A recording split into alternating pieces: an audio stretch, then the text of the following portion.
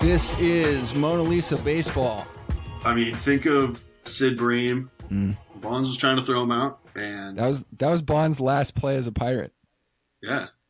Then he got paid. He didn't even get him out, and he got paid. It was a good throw, though. I guess that was the difference between Bonds and, say, Ichiro, was Bonds was so good in the field, but he didn't have an all-out cannon. It's because he didn't know how to crow hop. Yeah, I guess he wasn't. If he had a better crow hop, I mean, how awesome is a good crow hop where the guy? You ever seen a crow hop where the guy crow hops so high and with such ferocity that when he's throwing flips to his destination, whether it be home plate or third, the guy is like falling, like somersault. I kind of love that, man. So in the future, what do the playoffs look like? In the year 2000. What is the playoff structure? Oh, everybody makes it. 2050. Everybody makes it except the dead fucking last. Yes. With the last team, only one team doesn't make the DFLs don't make it. It doesn't have to be two for symmetry. Yeah, there'd have to be two. All right, the bottom two don't make it. All right. They play each other. They play each other for a special trophy. Dude. There's a play-in for the play-in tournament. Oh, right. A play-in There's a for play-in the play-in. for the play-in. Right. More playoffs. There you go. You figured it out. Fuck. You're a genius. That was easy. Are there any series left? Is it all just one and done, sudden death games? I mean, at that point, I guess there's sudden death. But there is something to be said for the play-in because sometimes a team can get hot at the right time or healthy at the right time or hot and healthy, and that's the best combo. Gotta love to see the 14 seed survive until do some damage. They still play 162 in 2050? Ooh. Well, if it's robots, it doesn't matter. They can play 262. They don't get tired. Oh, I got a magic wand question for all three of you guys. All right. You have it. You're the commissioner. Do you reinstate you can plow into the catcher going into home? The Buster Posey rule? What if the guy who was playing catcher that day wasn't Buster Posey and was just some first-year guy? Would we even have that rule now? Think about that. Like, Buster Posey was loved, therefore rule, or am I wrong? No, totally. I mean, Ray Fosse got lit up. No one cared for 20 years. Yeah, well, you guys got magic wands in your hand, so tell me, do you reinstate it or not? Okay, so I feel like this is a great time to like actually read the rule because I don't know exactly what it says. I'm asking it very simply. Can you fucking plow the catcher or not? No, you can't. You can't because we got to protect the players. No, obviously. I mean that magic wand. You're the commissioner. Here's my answer. My answer is I'm actually of two houses. Like I'm divided on this. Like I want to say yes, but I have to say no. Right. Like trust me, the game is more fun if I say yes. I don't want guys out there trying to hurt each other. I want to see a game where they're trying to win the game and not by hurting the other guy. That's why it's a great question. So I have to say no, but I'm like so 50-50 on this. A3, what do you got? I have to go no because I have PTSD 100% from Posey. And I do wonder all the time if it was anyone else, would it matter? But yeah, I agree. I think it takes away from the game if you're trying to hurt someone versus just trying to be safe. It's not like you can't have contact, but there's got to be some middle ground where you don't just run someone over for the sake of running them over. I can't help but think, actually, I was a second baseman, and I got plowed as a second baseman one time. I was just, homeboy was stealing second, and I come over to cover, and the catcher threw it to the right, so I try and get off the bag a little bit to catch the ball, and homeboy just plows me over, and I actually got knocked to slightly, like a little bit unconscious. You got knocked? I got knocked out, dude. I lost consciousness. Because you fell on your head, I think, right? Well, he just plowed me over super hard. Like, I was out for 2 seconds, 2 to 3 seconds. You went down hard. I went down, and I never even thought that he was going to, like, run me over. I was just trying to catch the ball, and then, like, he was going to slide and avoid me or something. So I didn't see that coming at all. And worst part is, I never talked to that dude ever since. I mean, that was a Pony League game, and we were homies before that. And, like, that ruined our friendship. Oh. Wow. So what a great story. That was all I was thinking about when you guys were talking about that. You know, I think just to protect the players, which is the league's biggest investment, I think you just got to keep the Buster Posey rule intact. Well, that's why they made it. I mean, wasn't he out for like a year, right? I think so, yeah. And that is why they made that rule. Yeah. Because he's the hero in San Francisco. He's like top G, you know, right, in one of the best-selling parks in the league. Yeah, that was a big hit. The catcher has gear on, but how gnarly were the slides to take out the shortstop or second baseman on double plays? Mm-hmm. Or they're not even going for the base. They're just going after you. And The thing where you slide in the second, sometimes third with the foot up, and you can just crack a guy's leg in half. At the very least, your cleats are going like into his flesh. I mean, I see the videos of this and I'm just like, dude, did your coach tell you to do this? Because this is... They still try and take him out. I mean, maybe if it's the 9th inning of the World Series, like I might understand why someone could get messed up in their head enough to want to hurt somebody to win a game. I mean, I know we take this seriously. It's a cool sport, but it is a game. Well, I haven't lost in Yahtzee in 15 years. You just said you lost a friend because of a play that laid you out. Like, Yeah, that happened. You played for the Angels, am I right? Mm-hmm. Yeah. I remember you out there. okay, A3, as a proud parent of a baby, future baseball fan, what do you think? Very likely. Ballparks, should we be catering to babies? And when I say babies, I mean like a human that is small and unable to stay awake for like realistically not even a 7-inning game. Okay. Should we be putting up nets? Should you be able to bring your baby and just sit anywhere in the park? no, you shouldn't. You kind of sign a social contract, I think, when you go anywhere. And part of the contract is there's an area for people with babies. And I think that you just adhere to that. We went to spring training and I brought him with me last year, I think. Nice. And Heart of the matter. we did lawn. And there's like a micro environment to it, right? The little kids that are 8 to 12 have their gloves running around close to the fence. It's perfect. They're trying to catch one. You got old people sitting with us, hanging with the kiddo, watching the kid roll around on a blanket far enough away where statistically less likely to get hit with a ball unless someone bombs it. And I was perfectly fine with that. I think if you want to bring your kid to a game, which you absolutely should do, just think that there are certain areas that everyone knows. I mean, I learned that when I went to Candlestick. Bleachers were a little bit gnarlier. If you sat up top, it was kind of more calm. And I think that that's just part of the contract. They have changing tables in club level. They're in the bathroom, like changing tables. Great, So, yeah. that's what I would say. Club level, go for it. Are there nets in front of club level now? Well, there's always been a giant glass window in club level. I mean, depending on which park you're in. Some of them have outside, some of them have inside, or both. And you nailed it too. When you have a little kid, like smaller than 3. A baby. Let's classify these small Sure. humans as babies, yes. Not a stretch. It's you're not going to make it a full game anyway. It's just more on the parent, I think, than the baby. Yeah. I think while you're a parent of a small child / baby, you find areas where you feel more safe with that. And if you're a dad who can pull it off, holding a beer and a baby and catch a ball, fucking go for it, I guess. Kick them out. I see you dropping the beer and catching the ball, getting them on Sports Center for sure. Mm-hmm. But I can tell you that Put it in the bonnet. I posted on Reddit, I don't think the ballparks should be catering to babies, and people lost their fucking minds on me. And it ended up, because it's like a feedback loop with all these idiots. It ended up with like, this guy hates kids. That's great. Good spot to put yourself in. I just want to put it on the record. I love kids. Okay.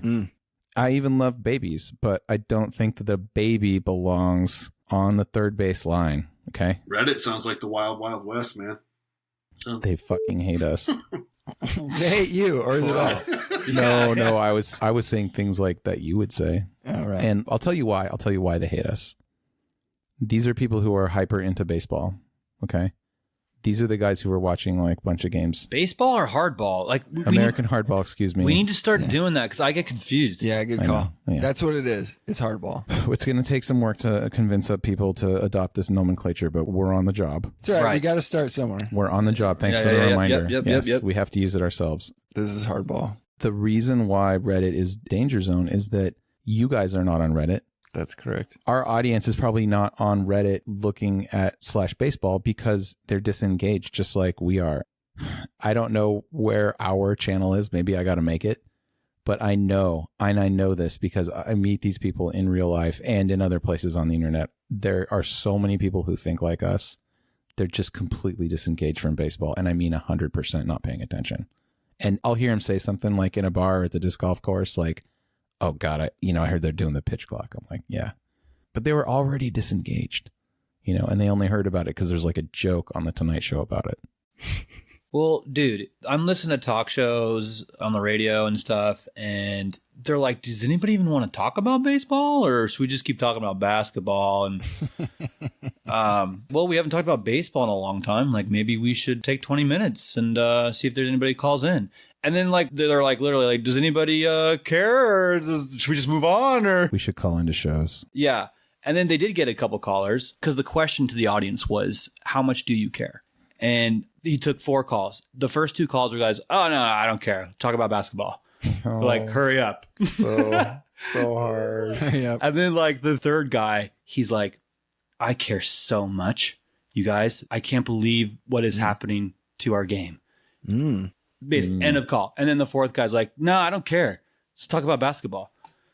So you're saying 1 in 4 men. I'm saying in San Francisco- 25% of people. There we go, guys. Hey, by the way, you fuckers, I placed a magic wand in your hand and you didn't even place it in mine. So listen Oh, up. no. Listen up. Oh, we suck. What? God, Apologies. it's so obvious. Come on, A3, you've been talking about self-governing. If you are a guy that plows catchers, you get plunked. It solves the deal. Mm-hmm. I'm with you. It wasn't an easy decision for me to go, I don't think this is a good idea. What if now you just ended 2 careers instead of 1? I don't know, man. I don't think you have any choice. I think you have to reinstate it because the hard knock version of baseball can't really be ignored. It should exist and be self-governing, would be my opinion. If you want to plow the catcher and it wasn't called for, there will be consequences. Yeah. So when you guys say self-governing, I just want to say, like, I'm not too familiar with this phrase or this term when you're talking about baseball. Like, when you say that, I'm a little confused. Like, I think They're going to throw at you. when I think that, I think, okay, I'm going to go back to Frisbees again because I just am. It means they're going to throw at you. They're going to throw In the at game you. Ultimate Frisbee, they call their own fouls, basically. Okay, yeah. It's more of a pure thing. So when you say can you explain self-governing a little bit more? Plunking. Yeah, it's basically Straight up. there would be less restrictions on a pitcher's throwing at a player. They're going to throw at you if you do something. It was the umpire's discretion, but that could be changing soon. But anyway, basically what I mean is Understood. that part of the game, if you're a dumb shit and you do dumb things, you can get thrown at. And there's an overall morality to baseball, and usually teams have a pretty good idea of who's dirty and who's not. Right. And if there was leniency towards throwing at dirty players occasionally to self-govern, that's what I'm talking about. Right. Would you say we're losing that, or I feel like it's been lost big time. I'm not saying I would root for this version, but from what I've been told, base runners like Ty Cobb would spike people quite often. But people didn't really retaliate against him all that much because they didn't want to be on his shit list. So by being kind of a tough guy, he could squeeze his way into the league. I'm not saying that's necessarily my favorite type of player, but I wouldn't necessarily eliminate that type of player either, because I think baseball is best when it's a tough guy sport. And if you're not tough enough, that's kind of too bad. That's my favorite version of baseball, theoretically. no matter how you change the rules, you're still going to give the ball to the pitcher who's going to throw it near that guy with the bat. That's still one-on-one. Yeah. No matter how short left field is, Right. even if there's 17 zones, it's still one-on-one when it comes down to it, right? I mean, currently, there might be a game where there's 2 pitchers at once and you could hit either ball. Oh, well, now that's 100 years down. That should have been... Yeah, no, in 2050, we have crystal ball, and it has told us that with the advent of cybernetic arm implants and robotic arms, pitchers were throwing too fast. So we've eliminated the position of pitcher, and we've replaced it with a pitching machine. Right. For safety. It's the derby. Yeah, and then all the fans watching get to vote on which pitch is about to get pitched in majority rules. 77 miles an hour down the middle, and you just push the button. Boing. Just groove it, baby. Give me some meatballs. When will MLB be in the metaverse? What the fuck even is the metaverse, right? Can anyone describe that? No, not even people who work at Facebook can tell you what it actually means. It means investors giving you money to like build something that no one wants. That's what it is. Sounds great. If you've read Ready Player One, maybe you've got actually like a kind of idea about what a metaverse might be, but I guarantee you, like if you're watching Facebook videos, you have no clue what a metaverse might actually look like. We're talking about a virtual reality experience that becomes ubiquitous, much like something that becomes a brand that everyone uses. That's rare in our site, but it happens, Something that comes close these days might be iPhones. I think like when you sample, let's say women, like almost all of them have iPhones. That's a ubiquitous piece of technology, right? So the idea is that we get so into VR, we get so into these alternate realities. However you access them, you could do them through a computer screen. You don't necessarily have to be wearing a headset, right? But we end up at some singularity where there's just this unified platform where everyone is walking around with a fake avatar, like in their underwear. That's what the metaverse is. And nobody's really asking for it. And when Facebook Meta comes up with work from home stuff where people can virtually like sit around a table, nobody wants to use it yet, but it will get better. Wait, did you say women are more likely to have iPhones? Oh yeah, was that the most interesting thing I just said? Yeah, that was the sticking point for me. So is that true? Oh yeah, for sure. Yeah, I mean, I'm a software developer, a mobile developer. Yes, I know these things. So what's it mean if my wife doesn't have an iPhone? What do I draw from that? It means she's cool, actually, because iPhones are, in my opinion, like a little more expensive than they should be. Yeah. Well, I'm sure most people think that. Well, in terms of the technology, if you buy like an Android phone, you can get the same phone for way, way, way, way, way, way less, right? Mm-hmm. In terms of like the camera and the processor. And what does that say about dudes who have iPhones? Because I have an iPhone. What does that say about me? Well, you actually, if you're a playa, you need an iPhone because bitches don't respect a man with an Android. They think you broke. So cheap ass. Let's just say I phrased that question with just the virtual world, not just specifically the metaverse. I didn't mean to take it down that. Well, again, there is no the metaverse. It doesn't exist, right? So picture this. All right. So you guys got your goggles on, your virtual reality goggles on, right? Okay. So we click in, we dial in. We're like, hey, let's get there at 6:35. Let's turn our shit on at 6:35 so we can all get in the metaverse early. And we're gonna attend a game in virtual reality. Is that what you're saying? Yeah, absolutely. That's what I'm saying. That's what I'm hearing. The NBA has something like this where you can feel like you put on your VR headset and it feels like you're sitting courtside. And a lot of people actually fucking do this. They're doing exactly what you're saying. Yeah. Oh, shit. We're all hitting the button at 6:35 to begin tailgating virtually, right? Oh, yeah. So we all get in. We're a spot. We're literally tailgating. Great call. Meanwhile, other people are popping in our area. Like they're hitting the button as well. Can we play Frisbee with them? I don't know yet. Yes. But look, now you're getting the whole pregame stuff that's going on, right? Yeah, yeah. And then all of a sudden, like there's the Golden Gate Bridge in the background and like rainbows and just people paragliding and whatever. Oh, God. It's like baseball with Fortnite. Yeah. Oh my goodness. And just all of a sudden, like the crowd just starts popping up here and there. Like you see him out there. And if everyone is virtual, everyone's sitting right behind home plate. Why would you sit anywhere else? Especially if you have a baby. All right. Here's where our seat is, guys. Check it out. We go exactly where Joyous would be, but we're in a hot air balloon about 100 feet above that. Okay. Oh, cool. You got to explain what Joyous is ASAP. It's a boat. Joyous was a boat that I got to sit in the bay for a few playoff Giants games, and it was a hell of a lot of fun. We had another boat after that you also sat on in the bay. Oh, great. For other Giants playoff victories. Whatever boat I was on each time, Joyous is the name I remember. Yeah, that was the sailboat. Sailboat. Yeah, great. That was the first one. Excellent. Yep. Shout out to Brandon. Yep. Just excellent. Looking to buy $12 Metaverse beers. Yeah. No, 12? That sounds cheap. In the last episode I made a joke and then I said something about $17, $18, $19 beers and then I thought to myself they're actually like 24 now. I know. Inflation. Well, at the A's game, I remember hearing 14. I almost shit my pants. But I had already prepared you for 20. I was talking 20 to you, but even 24, before the game. you had dropped the 24. Yeah. I have paid 24 for a craft beer. But this year, they have proudly announced. Yep. It's coming. $9 beers. Some $9 beers. $9 beers. Probably Coors Light. Do they sell programs still? They did last time I was there.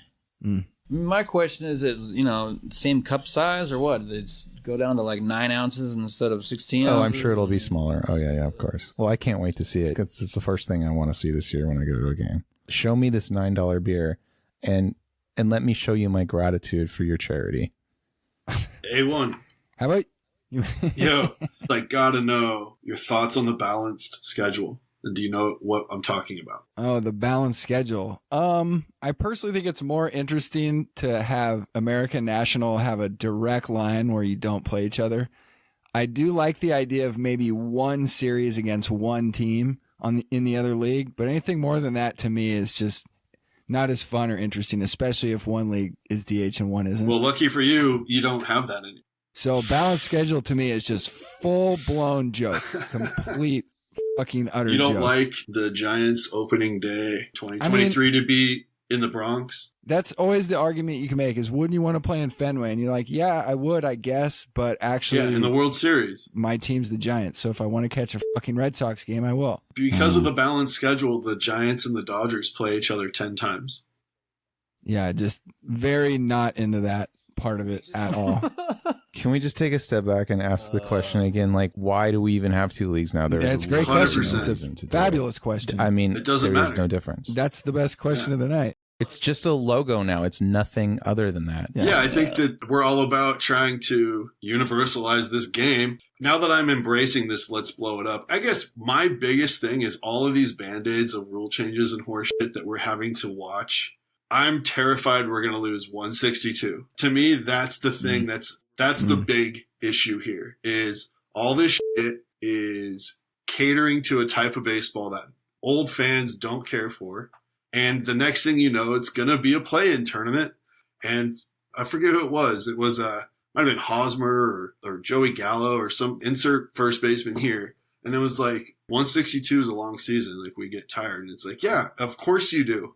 It's an endurance game and it's not for everyone. And you get paid a ton of money. So shut the fuck up and go play the game.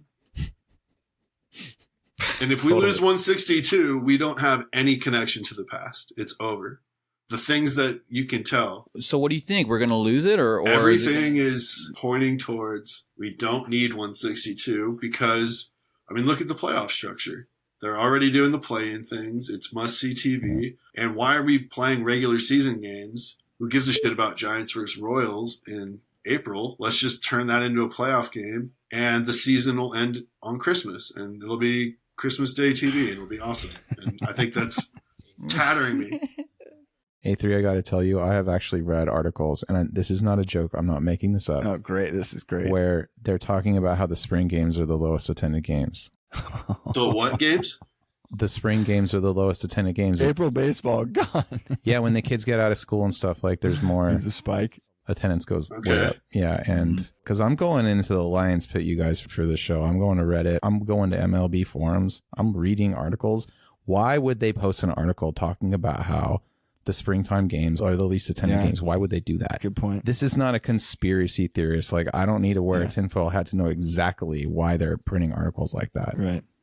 And it's speaking to what A3 is talking about. Ooh. Of course we're going to lose 162. Yeah. We're losing April. They keep expanding. If they keep expanding the playoffs, they have to cut it, or the players are gonna. It's just going to be in the next agreement. The next time the players come up, they're going to agree to it. And the owners are going to love it, too. They don't care. Okay. Those are some of the games where they actually lose money in some of these stadiums. We all know that baseball is, I don't think it's as demanding physically as basketball and football. You get 82 chances to see a game live at home. And to me, that was like the whole point of it. We lose our connection to the past of the game, and I think it's terrifying.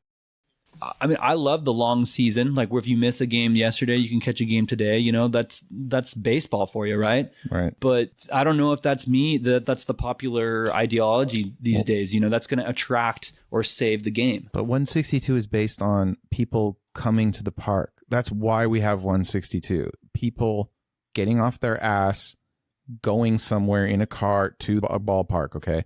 Like, pays the bills. Or however they got there. Hopefully they took public transportation, whatever. Okay, but that's not where the money is anymore. The money is now in the TV contracts. The vast majority of the money comes from the TV contracts. For sure. So we're going to get a sport that's tailoring itself to be a TV product. We've already seen 1,000 examples of this. Correct. 162 dying will just be another one of those things. Totally. And yeah, we're going to get way bigger playoffs. Of course. All right. A3, here's the thing. I have no problem cutting the season to 154, and I wouldn't necessarily do 148, but I would accept it. And the only reason those numbers seem okay is because that's how long the seasons used to be. Sure. So there'd Yeah. kind of be a link there. Is that something you'd be open to, perhaps? Yes, absolutely. Like But you're talking about a 120 game season now. not even 100. Expanded. Yeah, playoff. like that's not how this is going to go. I guess I just have to take it on the chin.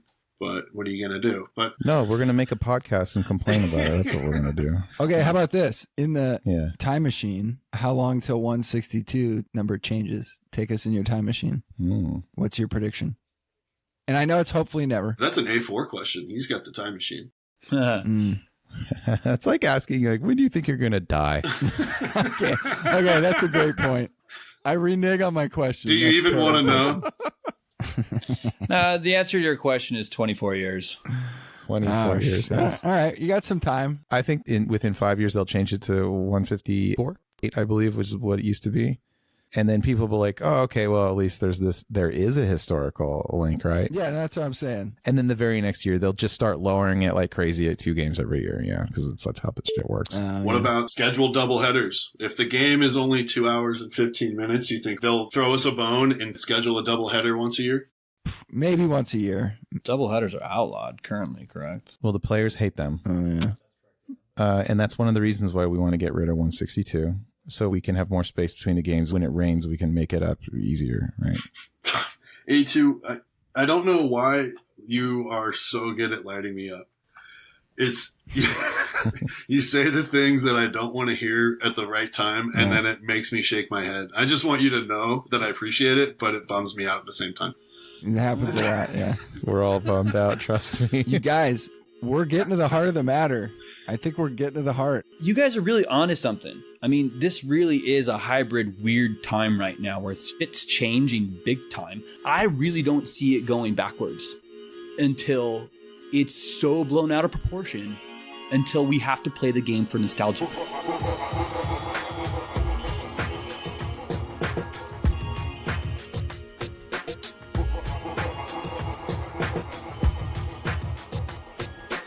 Excellent.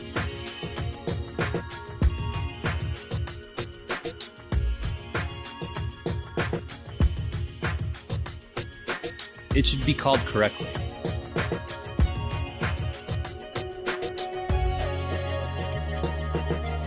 Boy, did we really cover our bases here.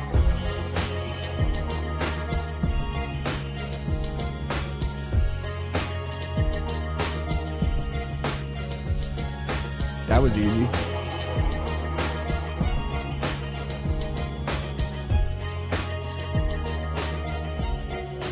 Yep.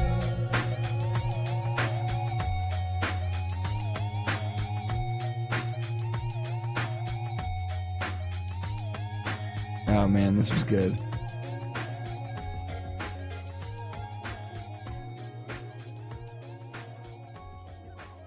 There are so many people who think like us. They're just completely disengaged from baseball. And I mean 100% not paying attention. And I'll hear him say something like in a bar or at the disc golf course, like, oh God, I heard they're doing the pitch clock. I'm like, yeah, and they only heard about it because there's like a joke on the Tonight Show about it.